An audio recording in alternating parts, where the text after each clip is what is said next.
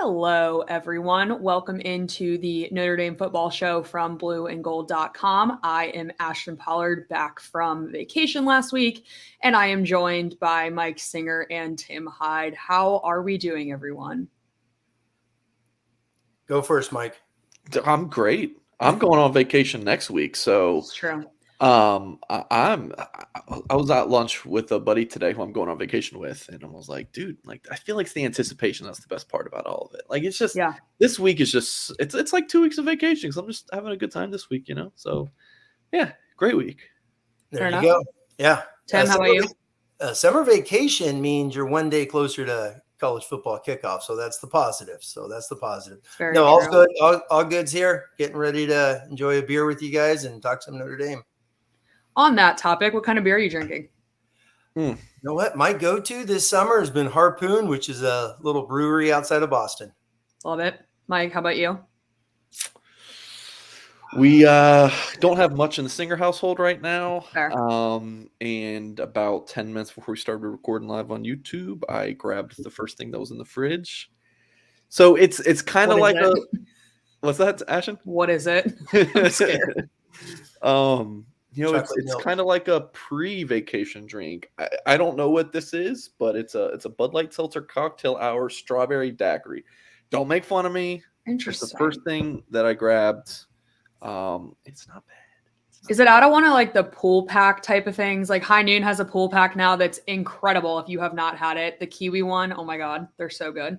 I assume that's probably what Bud Light's doing too. Thank you, Chief Brody. I greatly appreciate that. Sure. Yeah, I don't know. My wife grabbed it. I don't know what it is, but it's good. Okay, fair enough.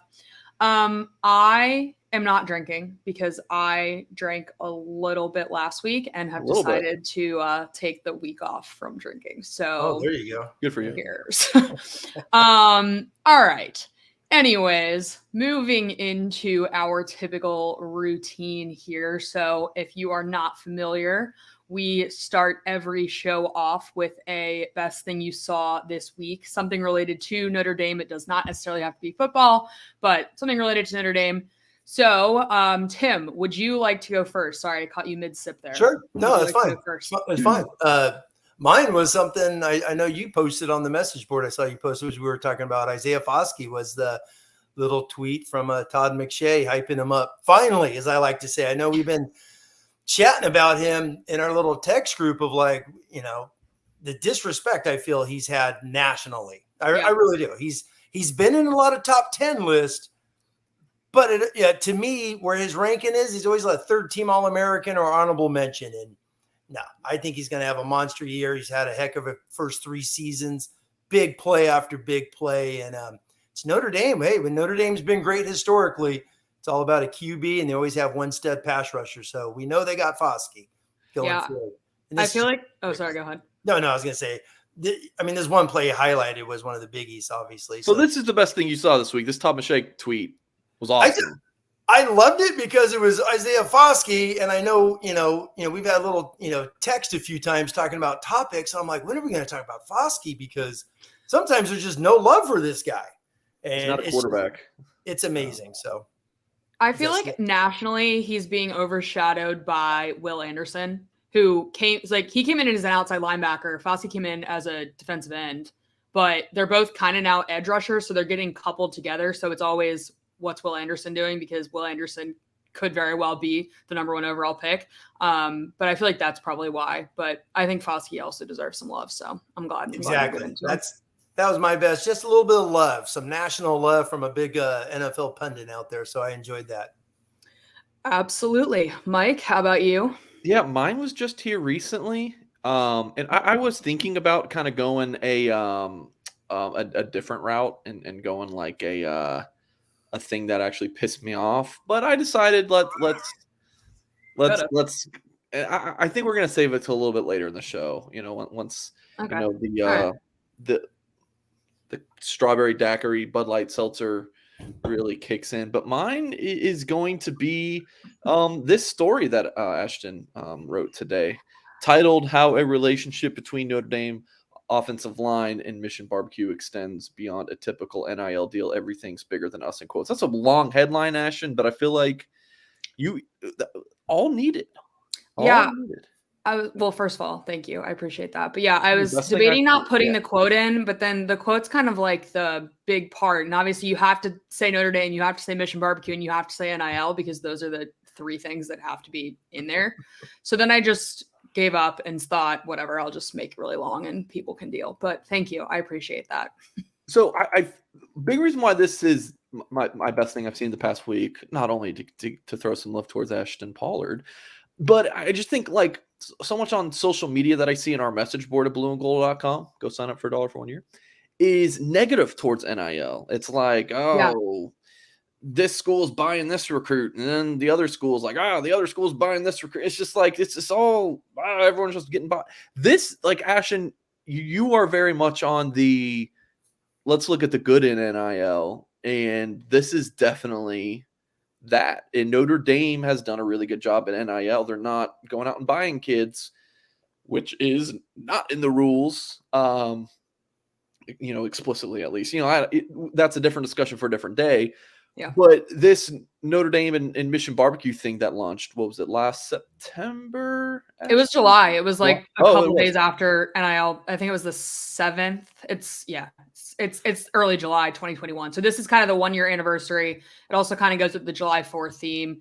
Also, things kind of settled down a little bit, and I had time to write it. All 3 of those things. So I definitely, folks, go to blueandgold.com, check it out. But can you just kind of give it, any insight to the story? Yeah. So we spoke this spring with Josh Lugg when we had the opportunity to speak with the offensive lineman, and also with Zeke Correll. And they talked a lot about this deal and how basically, if you're unfamiliar with Mission Barbecue's kind of mission statement, it's they opened on September 11th, 2011, which was done on purpose. It was intentionally done on the 10th anniversary of 9/11. And basically the mission is to give back to service members, whether that's military, firefighters, police officers. There's a whole host of things on their website. So they have a lot of partnerships with like Wreaths Across America, which those are the people that go put wreaths on the tombstones at Arlington Cemetery. They're partnered with a lot of military groups, combating terrorism groups, things like that. So when they signed a deal with the Notre Dame offensive line gets to go basically eat at Mission, but they also do a lot of service events together. So like in April, they did a service event where they fed and hung out with veterans from this, I think it was northern Michiana, the South Bend-ish area. And there's a mission located in Mishawaka. So the guys go over there, they get to eat, they do a lot of events. And Josh Lugg and Zeke Correll both had some really good quotes about why it's kind of bigger. That's where the quote in the title comes from, how it's bigger than them. Like, yeah, it's an NIL deal and yeah, it's cool, but like, that's not the purpose of why they're partnering together. And there's like a personal component too with having family members that served and stuff. So yeah, you should head to blueandgold.com and check it out. Cool. And what's yours, Ashton? Yes. So lastly, mine is unrelated to football. The Notre Dame hired a new baseball coach this week, which makes me happy for several reasons. First of all, it means that the head coaching search is over. Second of all, his name is Sean Stifler, and he is very, very good at his job. He came from VCU. He's won more than 300 games. He had been there since 2011 head coach capacity, but 15 years combines his assistant experience with his head coaching experience. VCU made the last 2 NCAA tournaments. They made a super regional in 2015. So yeah, this guy's coming up from a non-Power 5 school, but he has a wealth of experience. And yeah, there he is. And we have a lot more information on blueandgold.com as well. And then lastly, the reason why I like this is because, as you might know, VCU is in Richmond and I'm from Richmond. So right before it happened, my dad sent me this text of the Richmond Times-Dispatch, which is the paper in Richmond, and they wrote an article on him. And it was kind of a cool, like, full circle moment for me, just because there's not a lot of Richmond and Notre Dame connections. So, and I'm a Notre Dame fan because of my dad. So it was a whole cute little thing. But yes, he's being introduced tomorrow at 1:30 p.m. It was originally 1. If you saw that, it's now 1:30. But Tyler and I will be there, and we will be doing an update, both on the multiple updates on the site, and then we're also going to do a instant reaction type of video. So be on the lookout for that. And yeah, cool. Any other thoughts on baseball? We good? I love Richmond. I love going to Richmond for work. It's been a couple years. That's not a thought on baseball, but thank you. No, it's not, but it's a thought on your thought. I enjoy going to Richmond, covering Chris Tyree. Mm-hmm. Brendan Clark is from outside of Richmond. He's no longer at Notre Dame, but he was. Yeah. Jalen Elliott. Travion Henderson did not sign with Notre Dame, but I think he's one of the best backs in the country, and he's from Hopewell. Yep. Got a great program in Highland Springs. Yeah, I love going to Richmond for work. Virginia football is underrated. It is underrated. On that note, we will move into our topics for today. Before we do that, make sure that if you are watching on YouTube, not YouTube, well, yes, YouTube, sorry. We switched, as you probably can tell, we switched software from our end. So I said that and was like, we switched, but then I realized we didn't. Make sure you hit the thumbs up, subscribe to our channel, leave us a comment. If you're listening back via podcast, make sure you leave us a review. All right, so we are going to start with, we have a couple of lists to go through today, and then we're going to get into some quarterback recruiting stuff. But Tyler Horka pulled a Pro Football Focus list from online. It was written a couple of days ago, and put together a little article on Tyler Buchner, who is ranked the number 46 quarterback in the country by Pro Football Focus. This listed the top 50 quarterbacks in the country. Buchner was in there at 46. And we had a long message board discussion about this. And we thought we would bring it to this show too. So I can start with Tim. Tim, what are your thoughts on this list and where Buchner is placed? It's an interesting list. What's the data? Is it just PFF's data they're throwing together, I guess? But there's only so much you could do with Buchner.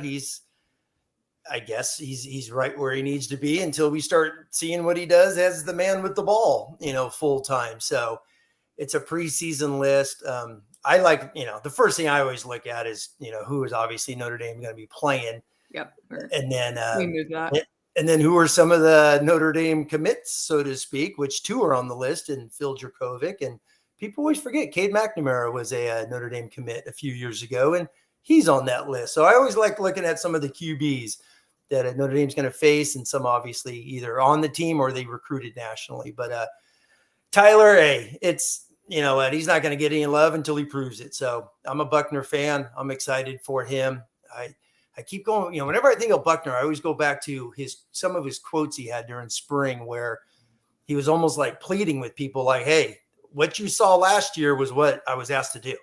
That's all I was asked to do. And that's all I was allowed to do. So let me be the guy moving forward. So I'm excited for him. I really am. You just keep going back, watching some of his highlight films from his great, junior year. And then even last year, I've rewatched a handful of the games that he was in just to watch him. And I'm excited for Buchner, but they got some good ones they got to face. And the defense in the secondary has got some high-end quarterbacks they're going to be facing this year. So that's you got 3 in the top 20 right there. So that's going to be a lot of fun.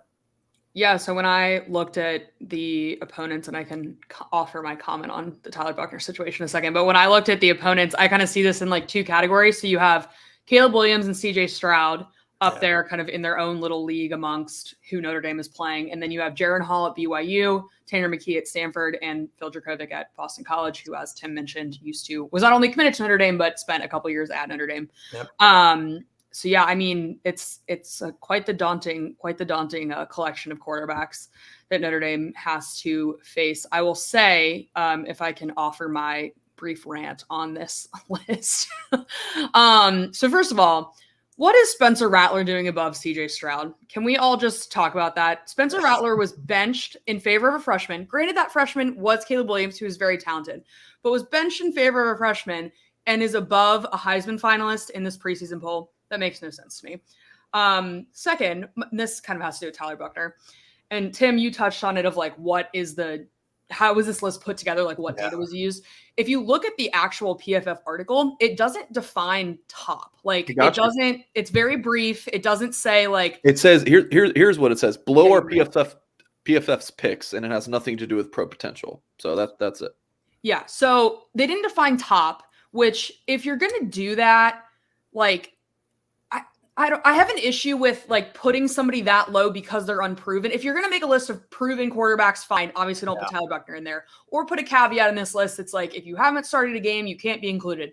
But like to put some of these guys up there, like, for example, and no offense to the guys I'm about to name, I'm sure they're lovely people, but like Chance Nolan out of Oregon State, he threw for 2,600 yards and he had 19 touchdowns and 10 interceptions. Like, why does that make you the number Ashton, 25? Is that off memory? No, it's sitting in front of me. Oh, I was going to say, that's I haven't really been thinking about it for a while. No, it's in front of me. Thank you for exposing me. I appreciate that.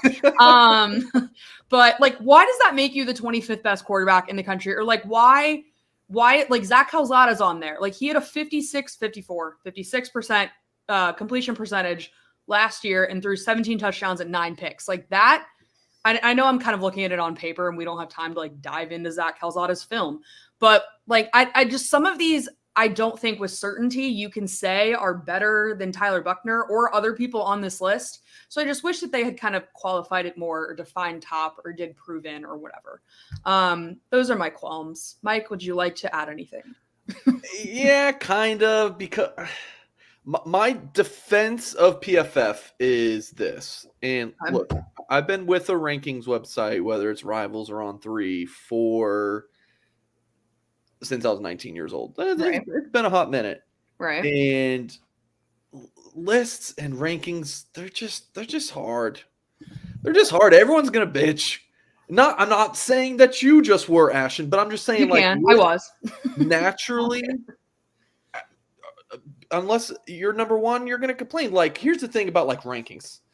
On3's rankings for recruits, there's a lot of outliers. Like, they have a lot of players listed a lot higher than the other sites and players listed a lot lower than other sites. And it just is what it is. But I just see all the time, On3's rankings are crap. They're garbage. I'm like, okay, Notre Dame fan or Florida, Michigan, Ohio State, Alabama fan, whoever it is, like, what would make it better?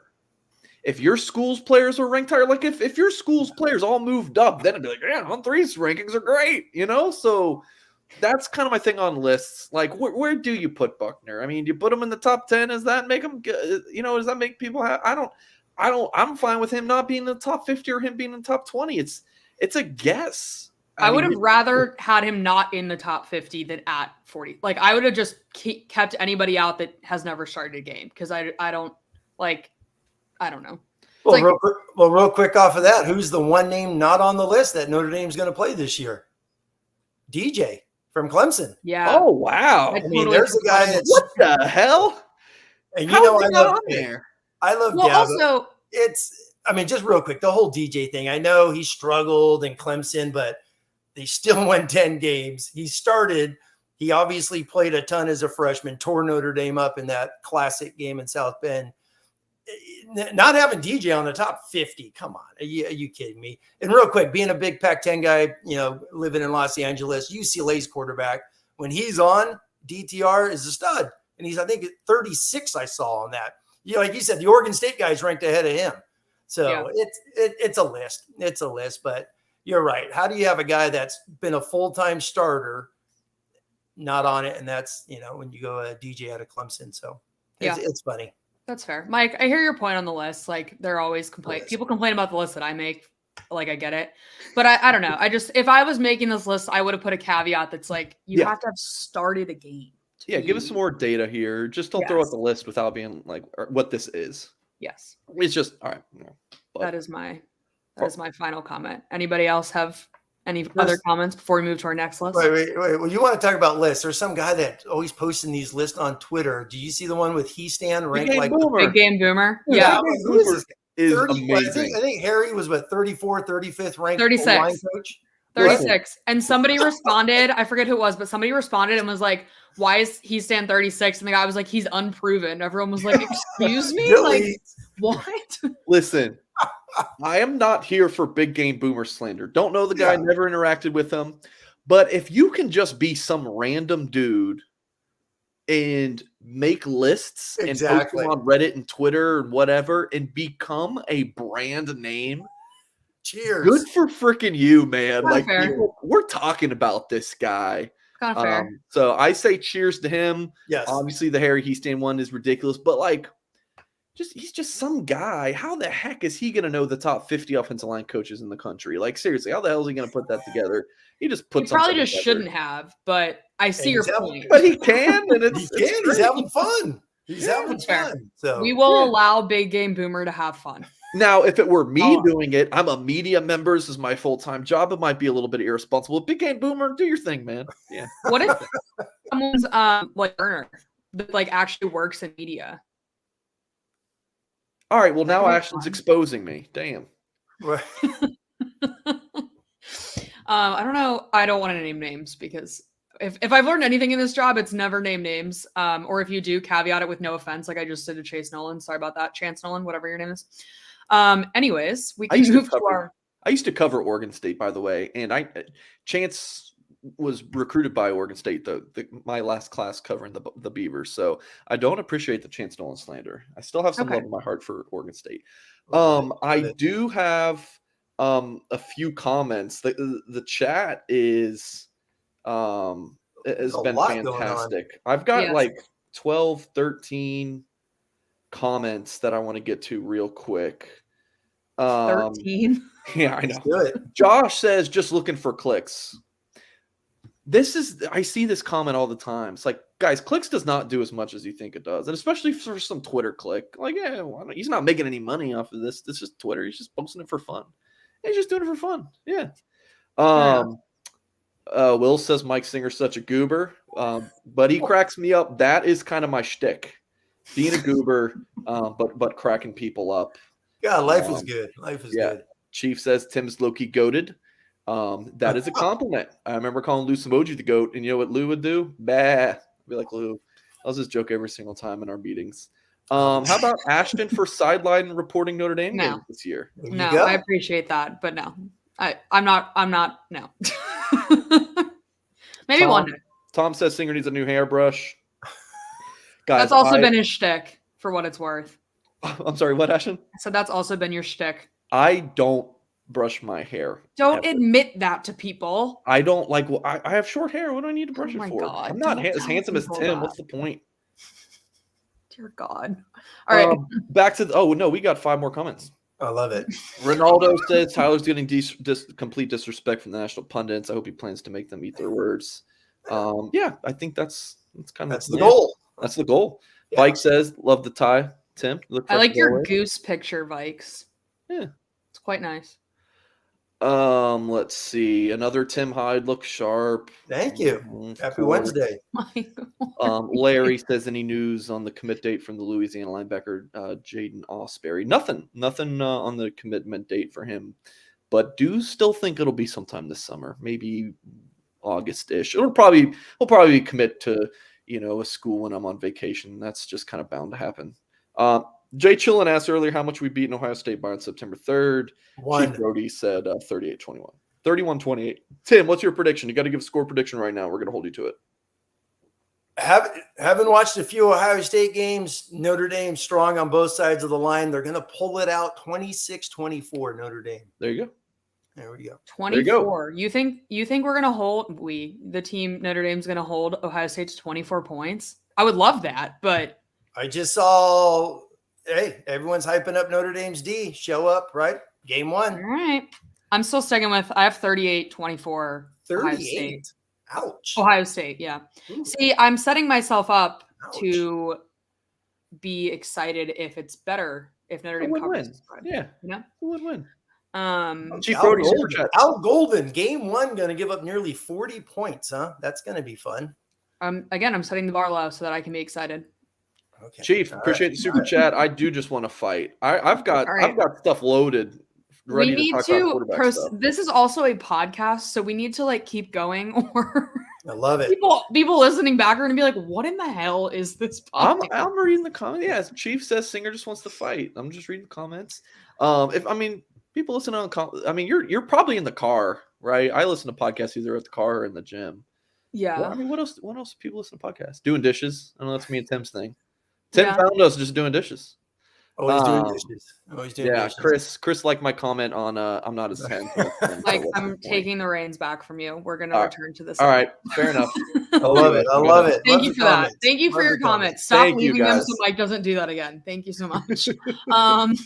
All right, we're moving to another list. Also has to do with the current football team before we get into recruiting. And if you just joined us, remember, hit the thumbs up, subscribe to our channel. And if you're listening back via podcast, sorry for everything that just happened. And leave us a comment, but don't leave us a 1-star review because that's not nice. I probably So next list we have. So Ivan Mizell, who is a national writer for On3, which is our parent company, released a list today of the 11 top venues in college football. They're on your screen now, but I will read them for podcast purposes. So Alabama's Bryant-Denny Stadium. This is also not in any particular order. They're in alphabetical order by the school, I believe. Yes. Yep. Bryant-Denny Stadium, Alabama, Mechie Stadium, Army, Jordan-Hare Stadium, Auburn. That's probably easier to flip that. So Georgia's Sanford Stadium, Notre Dame Stadium, you're all familiar with. Ohio Stadium, Ohio State, Penn State's Beaver Stadium, Texas A&M's Kyle Field, the Rose Bowl, which is home to UCLA, the Coliseum, which is home to USC, and then Husky Stadium, which is Washington's stadium. So I can start us off, or I can pass it over to Tim. Tim, what are your thoughts on this list? It's a great list. I was the Rose Bowl's iconic for UCLA. No. I mean, you could get a ticket 2 minutes before kickoff if you're going to a UCLA game, but iconic for the Rose Bowl, sure. But to watch UCLA play, no, not really. I would. It's a great list. I've actually went on a Southern tour a few years ago, and I visited Auburn and Alabama, and boy, those stadiums are nice. Alabama's is massive, and the whole surrounding area outside of it is awesome. So obviously been to SC, been to UCLA games, been to a bunch of Notre Dame games in the Coliseum. So I haven't been to a few of those. My brother has been here. We were texting earlier. He went to the Classic 06 game in Ohio State, Michigan. So I know that. And two, just real quick, that aren't on there, which are very surprising. I'm a big Kyle Field fan.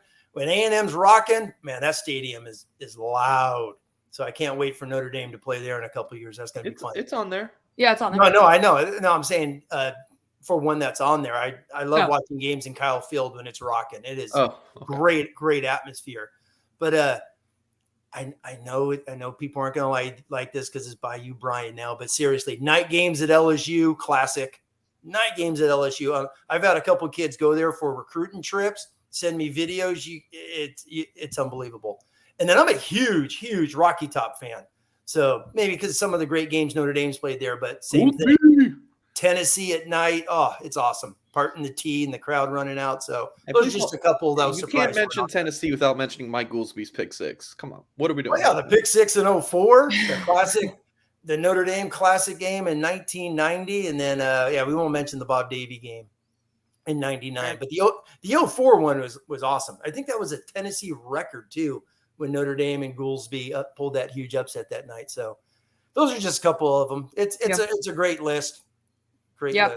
I agree. I thought it was really good. I've been of this list. I've obviously been to Notre Dame, and then I've been to Beaver Stadium. I've been for a whiteout. I went in 2016 to the Ohio State game. That was a whiteout. So fun.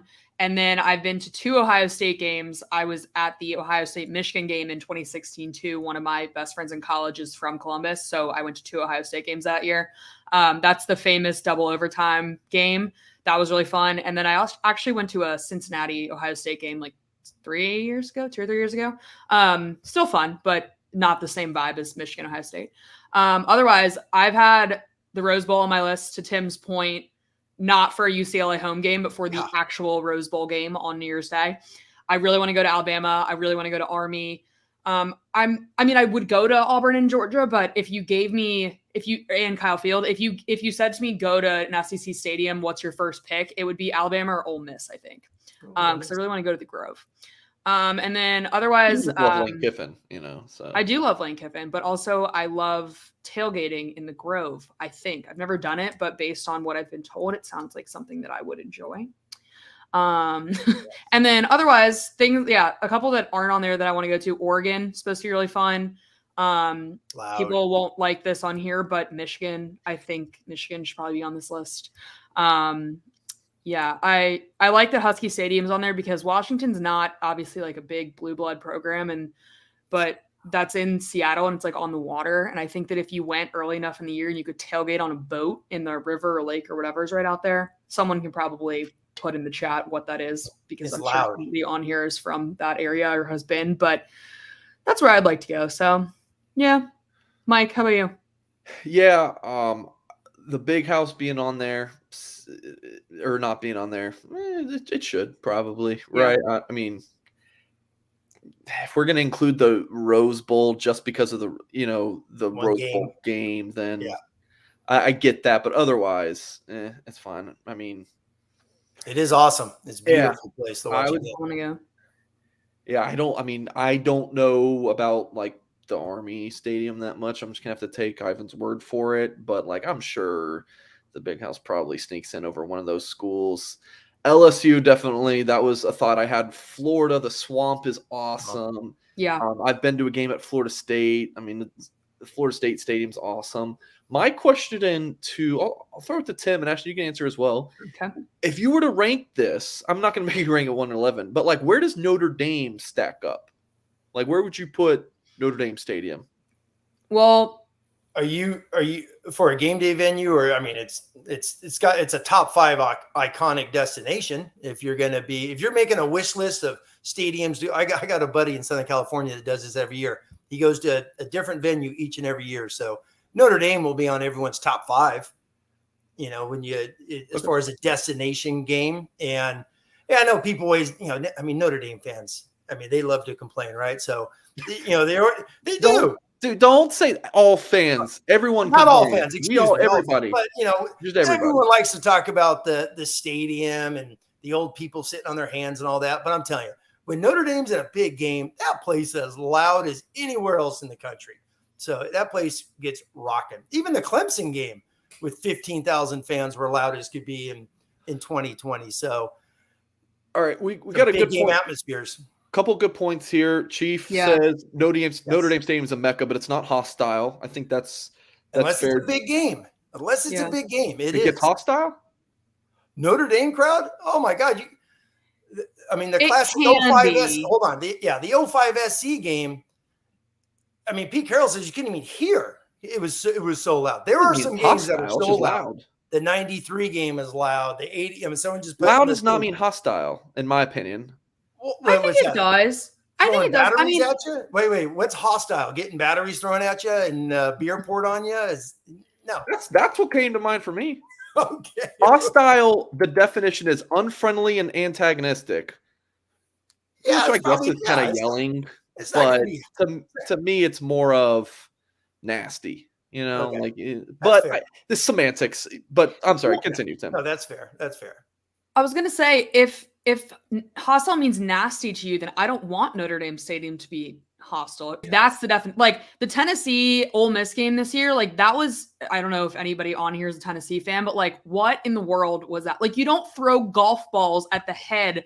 And Mike's gonna be like, it's because you love Lane Kiffin. Like, no, you probably love Lane Kiffin. You probably just shouldn't throw a golf ball at the head of anybody. Like, I don't know. I think to Tim's point, and also to I think it was Chief Brody's point about it being a mecca.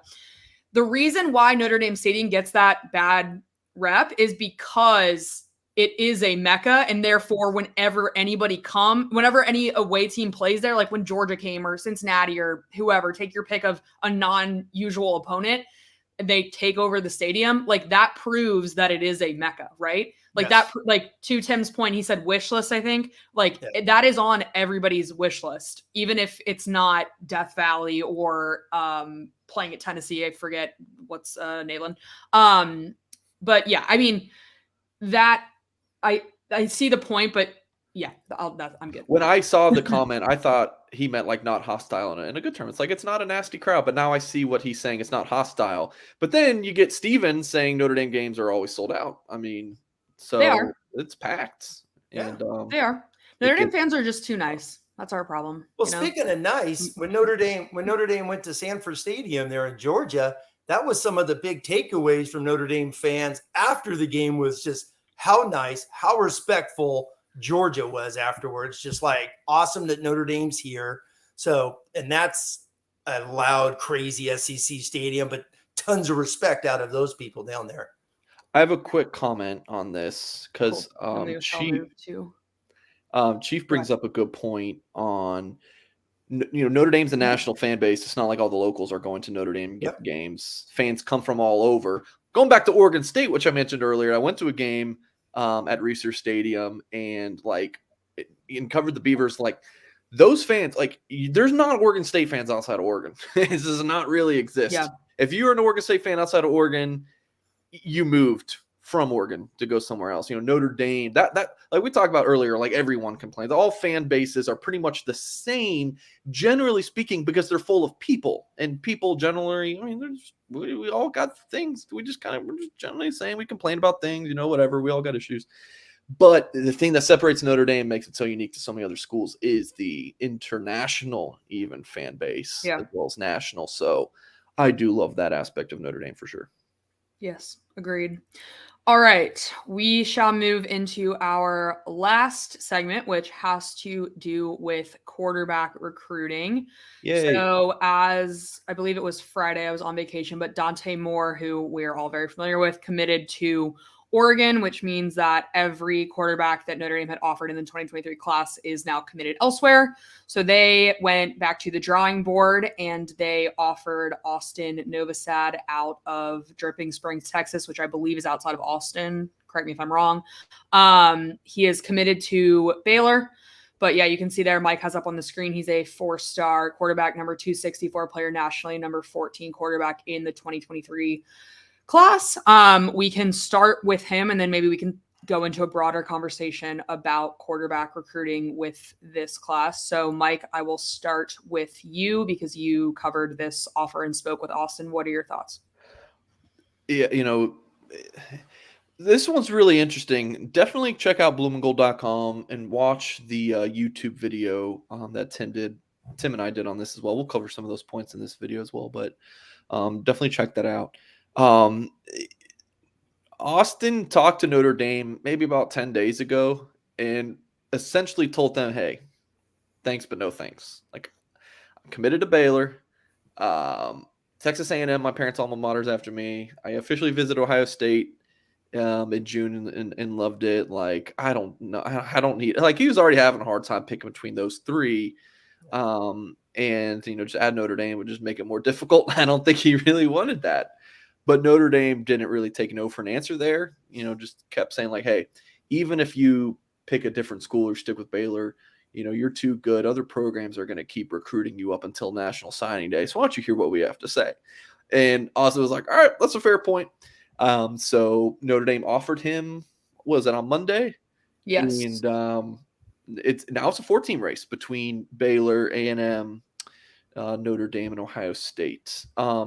Ashton, permission to go on one of my tangents? Sure. Permission granted. Thank you. Yes. I got On3 put out this, an article about Novosad today, and I got tagged in the graphics, so I'm seeing all these replies. And, Novosad's like, I'm down to 4 schools. And wait, can I ask a question? Please, yeah. Was this the thing you were going to do at the beginning that pissed you off? Oh, yeah, I'm pissed. Okay, great. About this. Yeah. Yeah, so this is a planned tangent. Okay. Yeah, this would be crazy if I had an unplanned tangent here, plus 2 more tangents. And everyone's like, well, you're not really committed then, dude. Like, look, what's he going to do? Decommit from Baylor? Baylor's still in the running. You want him to decommit from Baylor and then 2 weeks later recommit just to make you happy? Like, half the country of marriages end in divorce. And we're like, oh, commitment, stick with your word. And we got divorce everywhere in this country, but it's a high school verbal commitment that we're going to draw the line on. Like, I just don't get it. Like, if the kid's committed, it's a placeholder, whatever. This is recruiting. Like, it is what it is. He committed to Baylor in December. He's got new options now, and he's looking at them. It's his right. So recruiting and relationships often get, kind of compared. Like, oh, imagine if I told my wife I'm dating 3 other women now. Like, That's not. It's just frankly very much not the same thing. It's not, not the same. So, but to bring it back, Notre Dame has a shot, but I do think he's going to end up in Texas, whether that's Baylor or A&M. I think if Notre Dame started recruiting him 6 months ago, or heck, maybe even 1 month ago, I think the Irish have a much better shot here. Maybe 2 months ago. He's a strong Notre Dame kid, life after football, academics. All that stuff is important to him. He really likes the Notre Dame staff from just talking to them for a couple weeks. But it just feels like it's going to be too little too late. It's going to be an expedited recruiting process between Novosad and Notre Dame. So we'll see if they can make up some ground. Yeah, I'm not sure that'll happen. I was just going to say, before you go to highlights, let me go to Tim on the topic of expedited recruiting processes. The comment somewhere from him that was like, I can't get up there till late July. So Notre Dame's going to send me videos, which, like, as we all know, coming to Notre Dame is like 90% of the reason that I made up 90, obviously, but like, you know what I mean? It's like kids don't like Notre Dame and then they show up and they're like, oh my God, this is so cool. So the video doesn't do Notre Dame justice. That doesn't mean that he's not coming, but that stuck out to me as kind of like, that's not a knock on Notre Dame. Like, if the kid can't come up till late July, the kid can't come up till late July. But yeah. That's a really good point. I would just want to mention real quick before we go to Tim. So we're currently in a recruiting dead period, which just means no face-to-face contact between recruit and coach. That's the gist of it.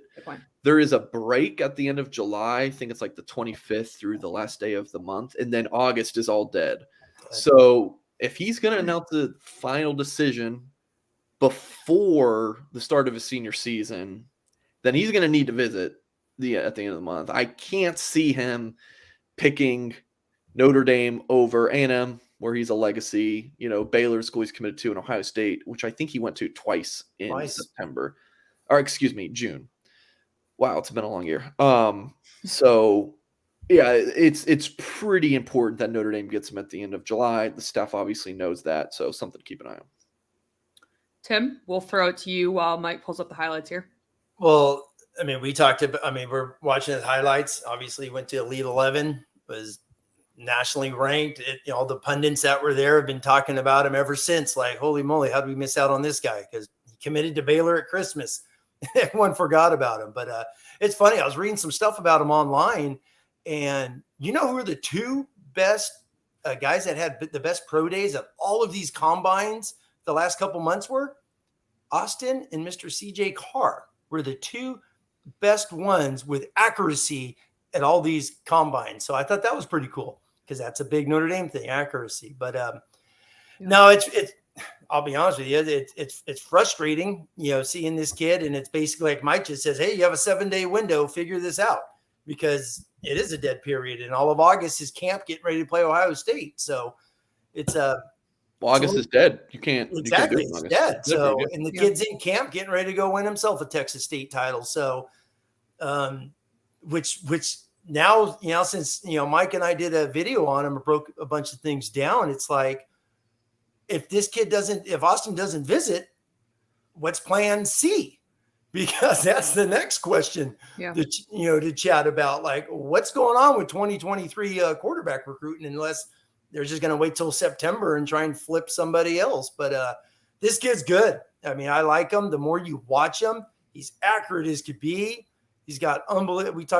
Mike and I talked about this the other night. He's got unbelievable mechanics, arm motion.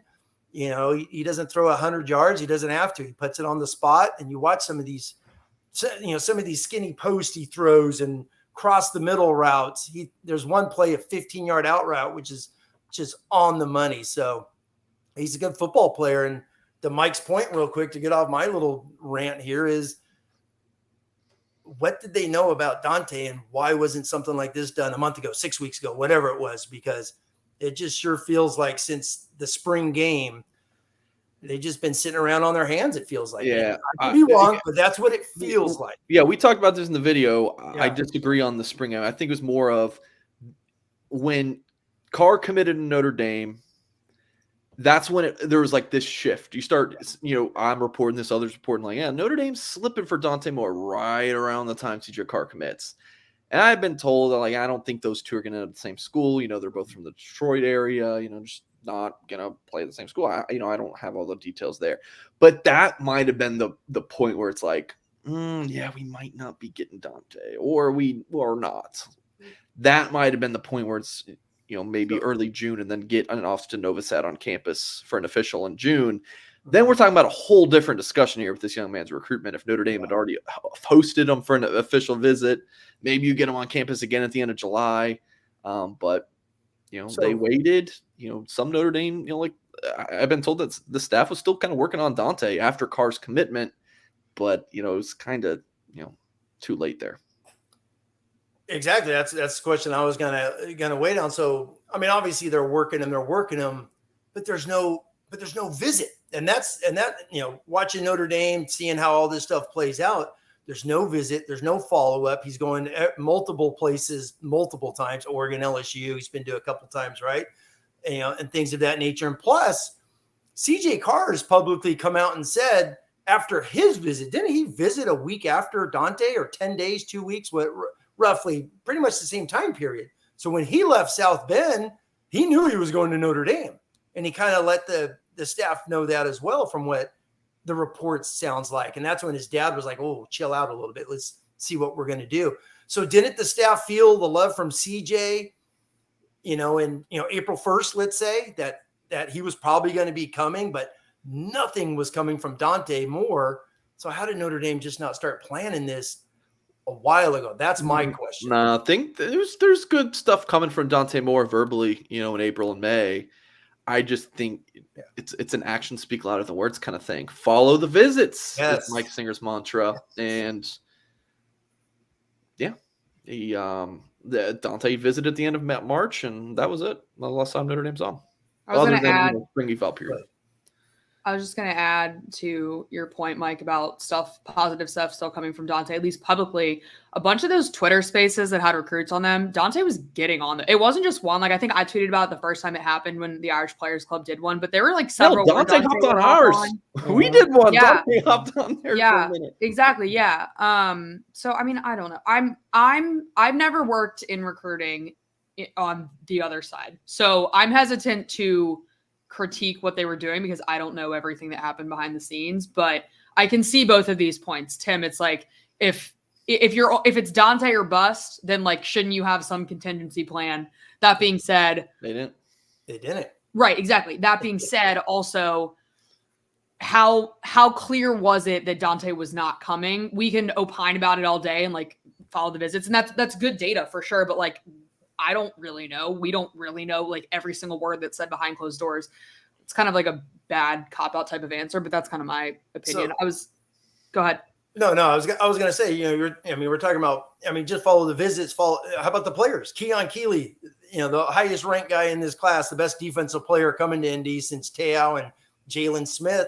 Yeah. He comes unofficially, comes to the spring game. But he's been to Notre Dame three times since April. Yeah. So March, yeah. Exactly. He does the one with the walk-on backer with his family, comes up for the spring game, comes up for an official visit, as does every single other football player. And no Dante Moore. That's what I'm thinking is like, come on. By June 1st. But it's like by June 1st, you guys don't see this?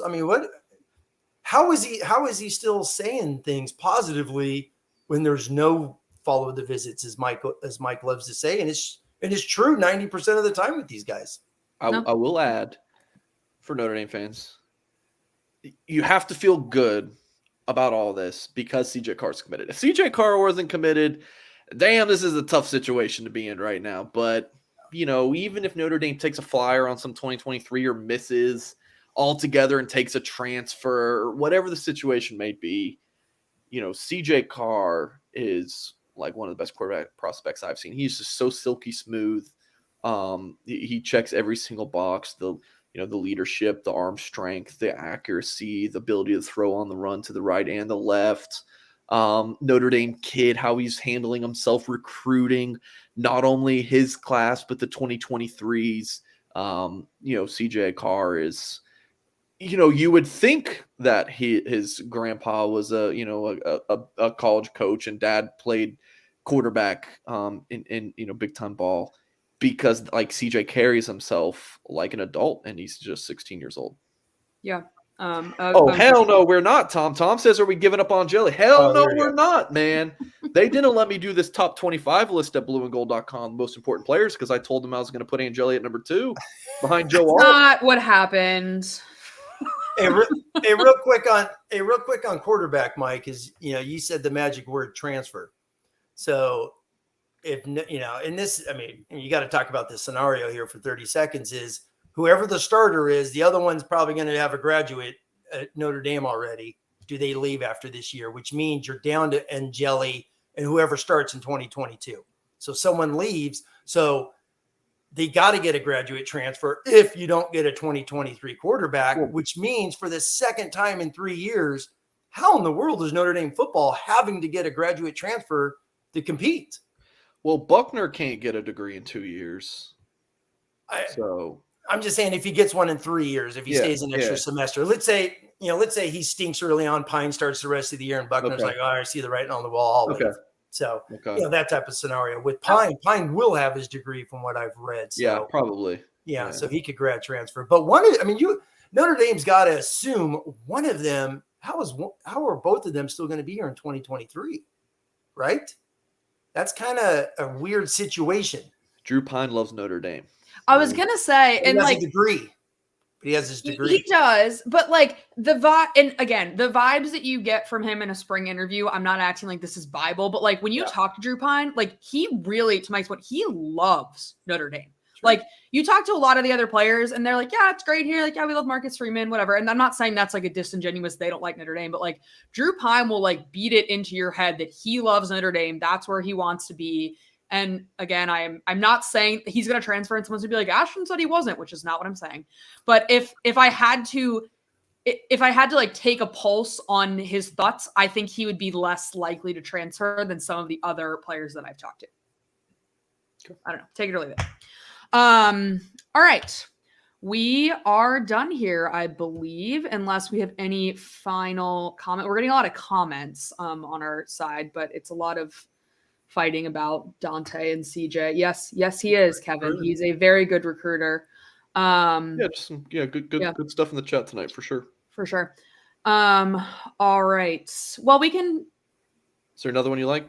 Yeah, I do. I like Daniel Henderson's. It's from 747. It says, Mike, look into your tea leaves and tell me who's going to be the biggest surprise we will see this fall.